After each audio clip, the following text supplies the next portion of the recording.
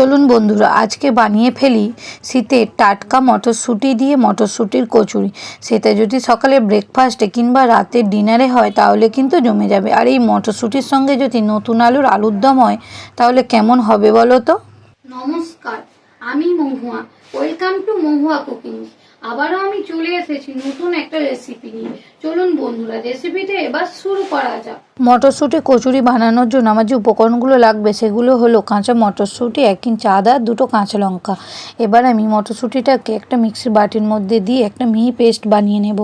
আমি এখানে 500 গ্রাম মটরশুঁটি ছাড়িয়ে নিয়েছি।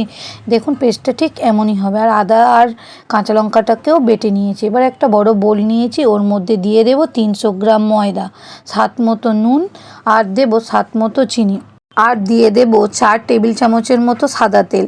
দিয়ে ময়দাটাকে খুব ভালোভাবে মিশিয়ে নেব।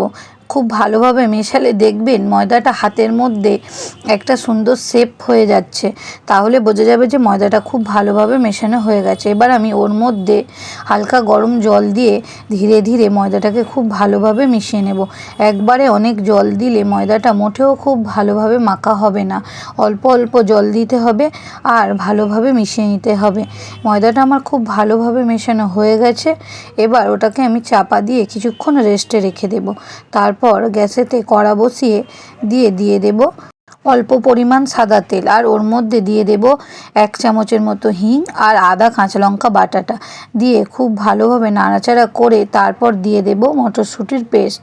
সেটাকেও খুব ভালোভাবে নাড়াচাড়া করে একটা সুন্দর পুর বানিয়ে ফেলতে হবে।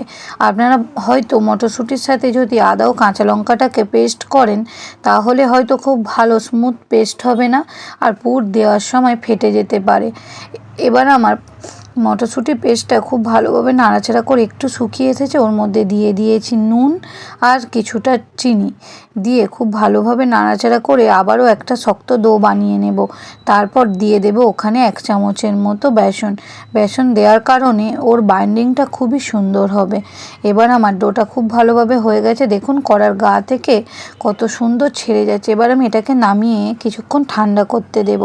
এবার আমার মটরশুঁটির পুরটা খুব ভালোভাবে ঠান্ডা হয়ে গেছে আর ময়দাটাও খুব সুন্দর মথে গেছে। এবার আমি ধীরে ধীরে ময়দা থেকে একটু একটু করে লেচি কেটে রেখে দেব।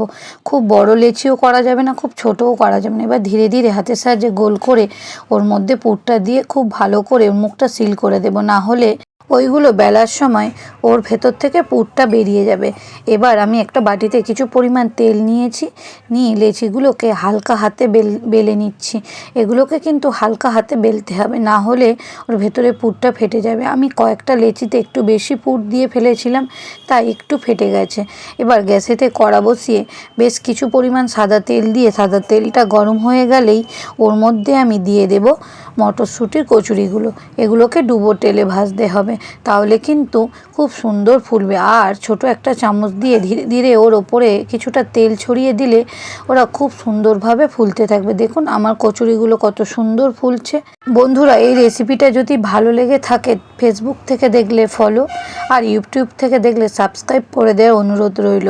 দেখুন বন্ধুরা এতে কিছুটা চিনি দেওয়ার কারণে উপরে কত সুন্দর একটা লালচে কালার এসেছে, আর খেতেও কিন্তু দারুণ হয়েছে।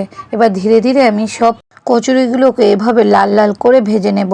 দেখুন বন্ধুরা সব কচুরি এবার আমার হয়ে গেছে। একে একে এবার আমি সব নামিয়ে নিয়ে একটা প্লেটের মধ্যে সার্ভ করব। আর এর সাথে আমি গোটা গোটা আলুর দম বানিয়েছিলাম, খেতে কিন্তু দারুণ হয়েছে। আপনারা অবশ্যই বাড়িতে একবার বানাবেন। ভালো খাবেন, সুস্থ থাকবেন। দেখা হচ্ছে কিন্তু নেক্সট ভিডিওতে। বাই বন্ধুরা।